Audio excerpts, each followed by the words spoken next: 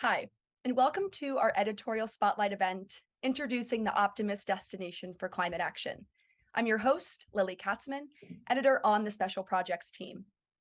At Insider, we cover climate action and sustainability from multiple angles.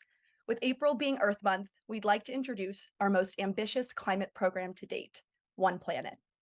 One Planet is Insider's brand new hub for climate news, analysis, and action. It will showcase work from our entire newsroom, including ongoing climate action coverage, virtual and in-person events, the second annual Climate Action 30, honoring the top global leaders working toward climate solutions, projects on green tech and lofty industry transitions, our first ever Climate Advisory Council, and more. Feel free to submit audience questions using the Zoom Q&A widget. We will try our best to answer them towards the end of this 30 to 40-minute event. You can also join the conversation using the hashtag Insider Events on LinkedIn, Twitter, etc.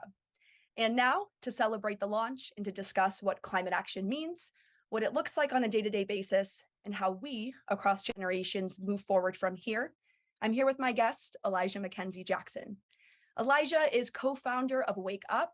He is the head artist at EMJearth and a climate justice activist at Fridays for Future. And he is also a member of our first One Planet Advisory Council. Welcome, Elijah. Thank you for having me. We're so excited to have you. To kick things off, I want to jump right in and talk about climate action. And I want you to describe the moment we're in right now. So, what is one fact that compels you in your work and keeps you moving forward? I think one of the main facts which really resonated with me is that by 2050, 10% of the world's population will be climate refugees.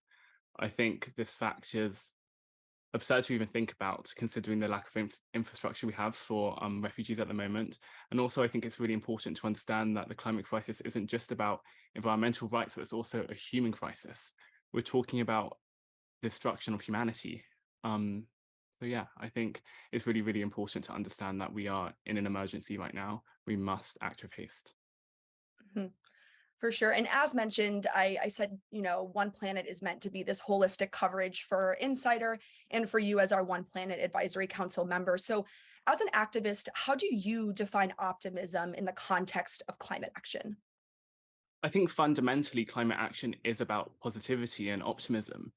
When we think about the climate crisis, all stems from emotion. It stems from love, despair, hopelessness, and depression, really.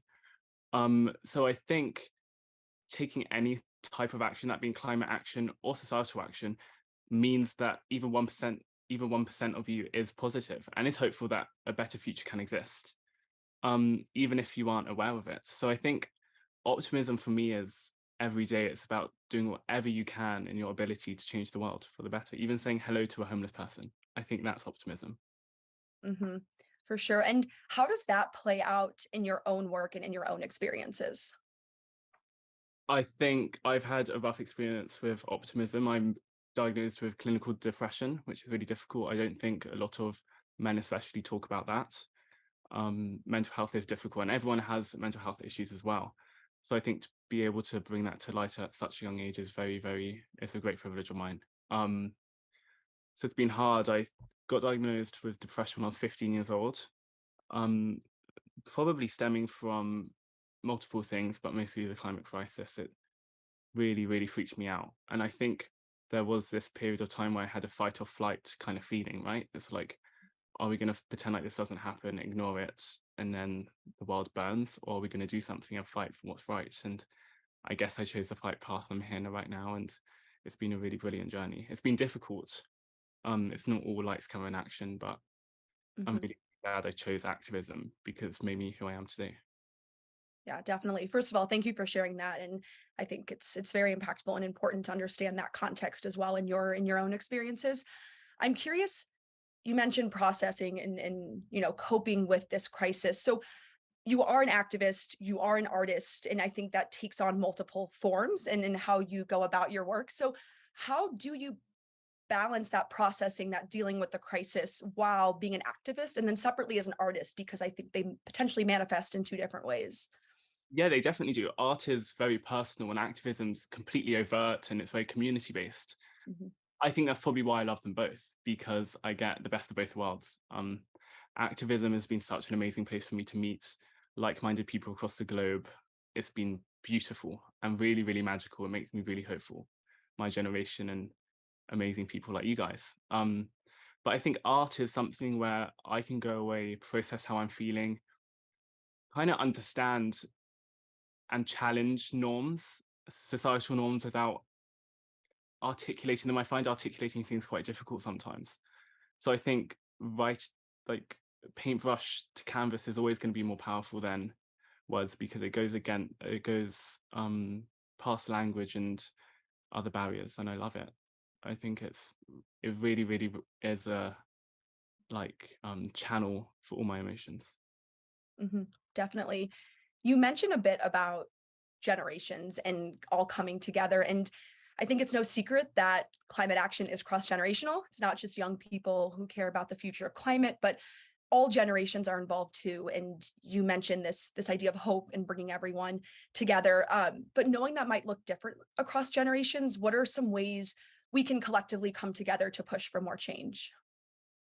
Yeah, I think it's important for me to start at the beginning, where um, lots of movements in the 1960s and 70s paved the way for where we are today, and young people being able to talk openly and be who we are, to be able to challenge more status norms and status quo. So that's really important to acknowledge and to learn from history and to reflect, because I think we are where we are right now because we haven't done that. And we keep repeating the same mistakes. So I think that's really important to acknowledge when we're talking about cross-generational work and collaboration. And I think it's also important to acknowledge that we are all humans and we're all in the present right now facing the same climate crisis. Of course, young people have more at stake, but in 10 years' time, we're all going to be facing the same thing as well. So I think it kind of boils down to the way we process things and the way we create change, that being adults probably more in a formal workspace, kind of pushing for more sustainability within the system, and young people maybe antagonizing the system outside of the conference rules. So it's really important to have both. Hmm. Definitely. I want to follow up with this note you said about willingness to pull in the right direction. Can you talk a little bit more about what that looks like for Gen Zs, millennials, etc.? Yeah, I think this generation more than ever are really ready to do the world justice and to look after Mother Earth. And it's so exciting. It brings me so much power, is that I think we're reclaiming our future, which hasn't been done before, which is amazing. And I think it is because of the technology we have right now. We can talk to people all over the world with a click of a button. And I think pulling generations like our parents in the right direction, saying, you know what, maybe you change your energy, or maybe you vote for someone different. Yeah, Hmm. Definitely. And in lieu of that, can you share an example of how you've worked cross-generationally in your own life? I can. The climate strikes have always been supported by adult NGOs, which is amazing. I mean, here is cross-generational. But also a story which comes to mind is my grandma, who's back in London. I'm in New York City at the moment. We call each other best friends. We love each other a lot. We live in the same house. She moved in during the pandemic. She really inspired me to be an activist because she's always ready to learn and challenge her internal stigmas, and to be able to grow even at 88 years old. So I think even talking and having conversations and understanding we come from completely different backgrounds and completely different worlds, but having the same principles is amazing, because it shows that anyone growing up anywhere can change, and we can grow, and we can understand progression is needed. Hmm. Definitely. I love that. That's awesome. I wanna turn to my next question a little bit and talk more about climate action on the day-to-day level. We know climate action is not binary. You can be a climate activist, but you also have to exist in a capitalist environment. You know, that means buying objects, driving cars, consuming things that make waste, or even having a job in an industry that doesn't align with your values because you need to make money. So I want to ask you, how do you reconcile with these competing interests in your own day-to-day life? I think it took me a long time to come to terms with that. And that's probably part of my depression as well, is knowing that me just existing in the system is destroying the planet. That's really difficult to understand and then to process and then try and change. but if you don't like something, you change it. So I think going to activism, understanding that the climate crisis is such an abstract macro issue Mhm, is really, really critical. I mhm, mean, a light bulb is really important, but 70% of global emissions are caused by 100, the top 100 corporations.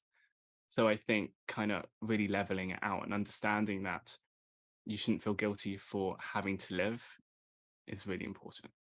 mhm. It's hard. It's a hard journey. Sorry to interrupt. It's a really hard journey, and I think I'm probably still dealing with it now. I mean, I live in America and England, and I fly, and that's difficult. But I also understand that I'm allowed to be happy, and I'm allowed to live in a system within the confines of a system and do my best to be as good as possible. That's all anyone can do.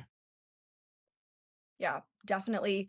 And you say it's this climate like activism in general is abstract. It's very macro. How do you ground yourself and find ways to make that more tangible for you as an activist? That's a very difficult question, just because you can't see CO2 in the atmosphere. But I think I think it is about the small wins. It's about a project going ahead. And I think that's why campaigns are really, really important, because it's about focusing on one thing to create a larger change.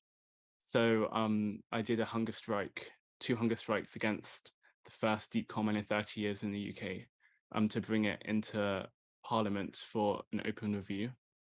So I think little like things like that are really important. And also linking the dots to not just environmental change or CO2, but also to frontline communities at the moment, like traditional communities in the Amazon who I went to visit, and I was completely inspired by their stories, and refugees as well. I think connecting all those dots and trying to come up with holistic solutions together as just humanity is amazing. Mhm. Definitely. And I'm also curious too, how have you seen other people in your life navigate this personal conflict, reconciling with this fact that climate action is just not binary, as mentioned? Yeah, I think it's hard. My mum is one of the closest people to me as well. We turned vegan. I grew up vegetarian, and we turned vegan together 4 years ago now. So I think doing little things, and also I think everyone has different roles to play within change. Her role probably is to support me, and then someone else's role is to make social media graphics or to use their skill and technology to be able to create change. So it's utilizing all the different skills and professions we have in society to push, as we were speaking about, to push in the right direction, because we've built this system ourselves. Capitalism wasn't given to us. We spent years and years building up this system of oppression to be able to live in the world we're living right now. So who's to say we can't get rid of it and start again? And I think that links to communication, right? Is if you say, can we get rid of capitalism? People just say no. But it's also like, can pigs fly?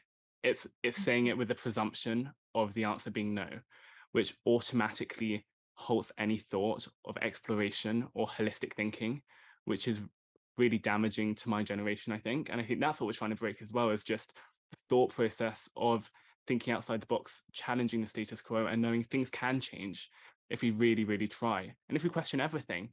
And that's why I think young people have been really successful, is we aren't as mind washed as other people, and we haven't been kind of in a system long enough to not think twice about what's happening and to see these injustices and think it's normal. We're questioning it, and we will change it because we don't like what's happening, and it's not okay what's happening. Mhm. Definitely.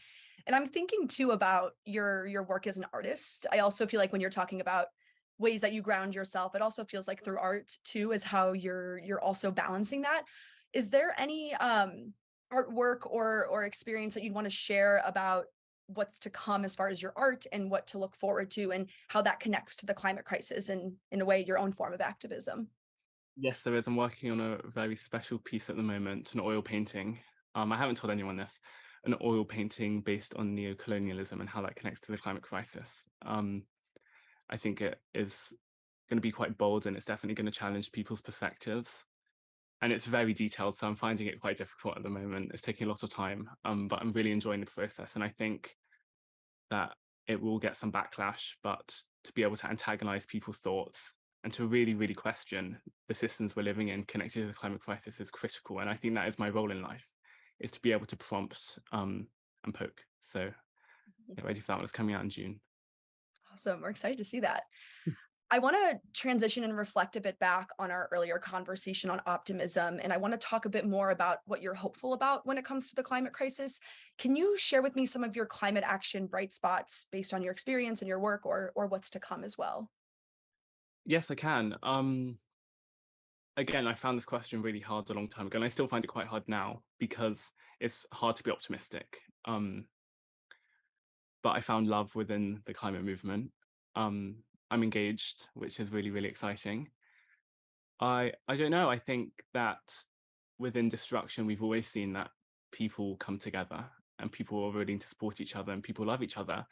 We saw art being made in concentration camps. We've seen music being made in the slave trade, and we're going to be seeing art being made now in the climate crisis. It's always been something which has brought humans together, and it's made people feel comfortable, but also challenging.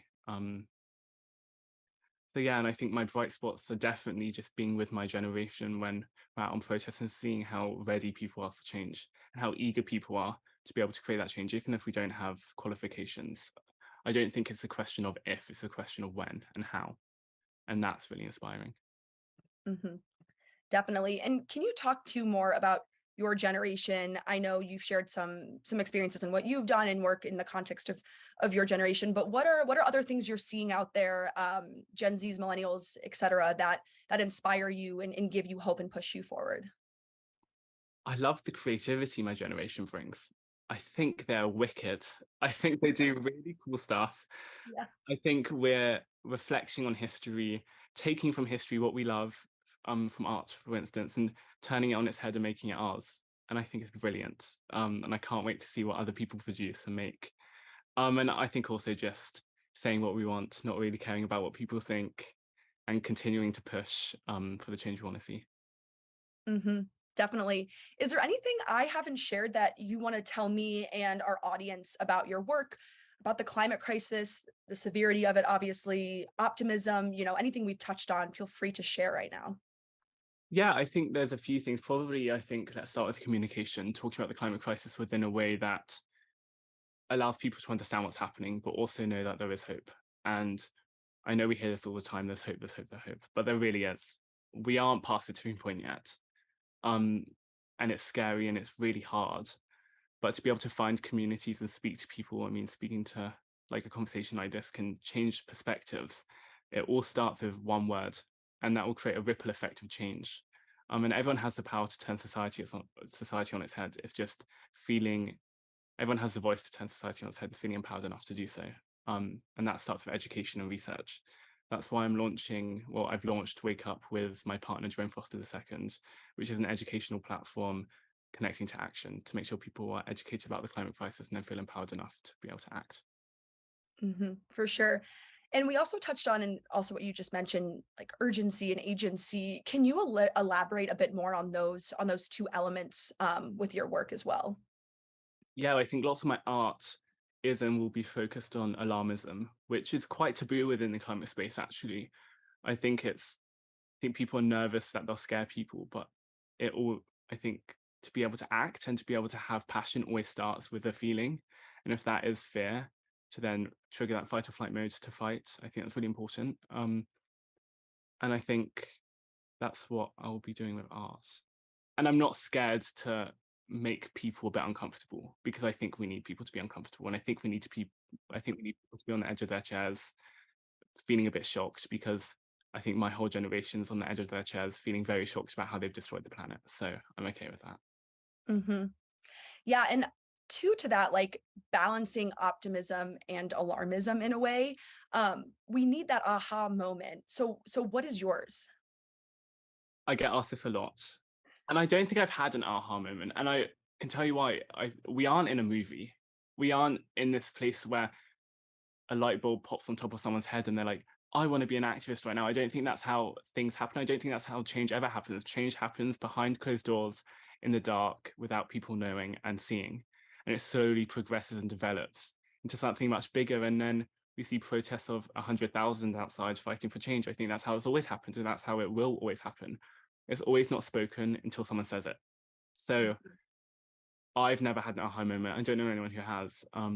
It's definitely just a brewing thing. And also, you just see these injustice multiple times over and over, and they kind of all build up into a bigger narrative. They all come together to realize, wait, this isn't right. And I think too, with social media, we're seeing people are maybe finding that aha moment easier, and they're having more access to those aha moments than maybe they otherwise didn't, because we're just seeing so much information hitting our screens every single day.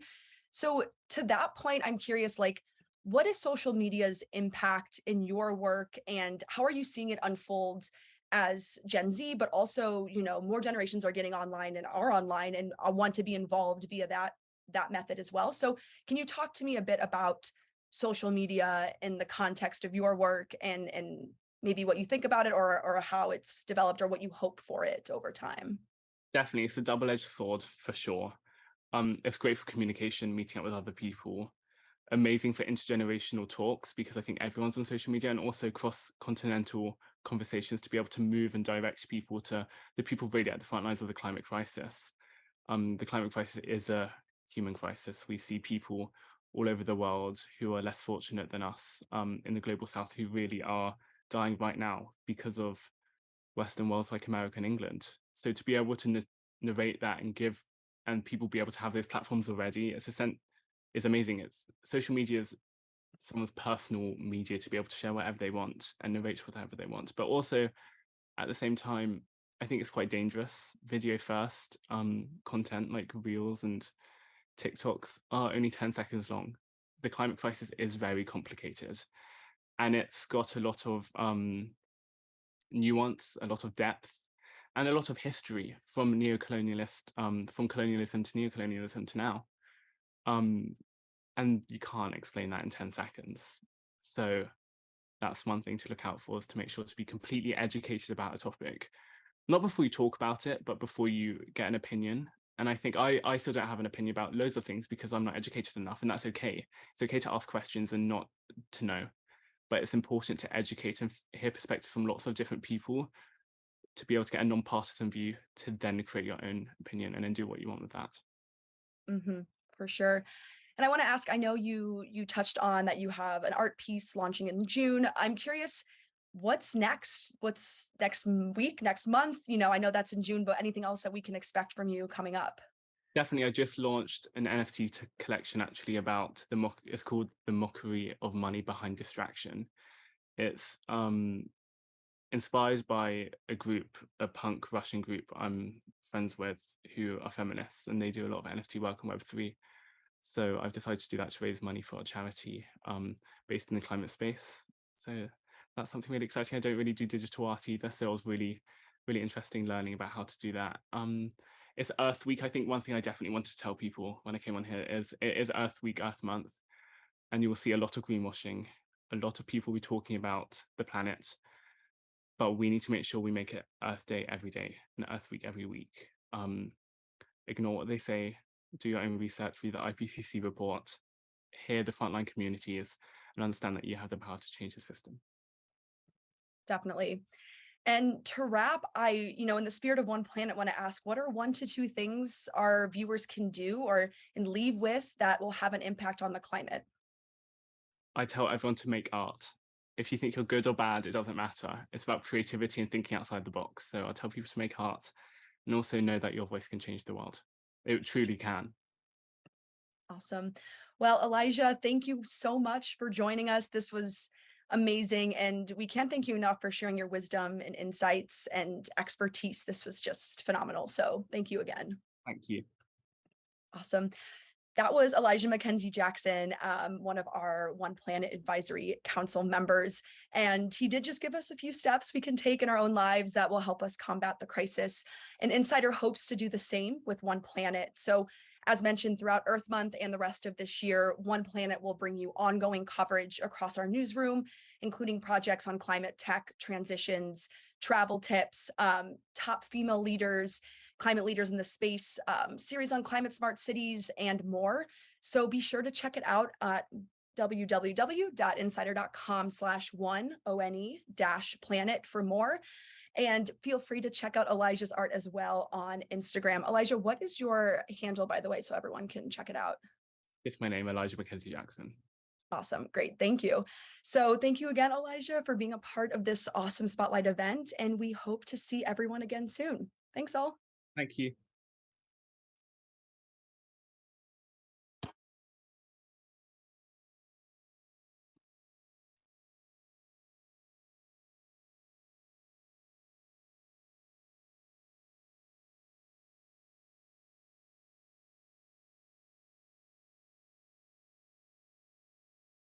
Record.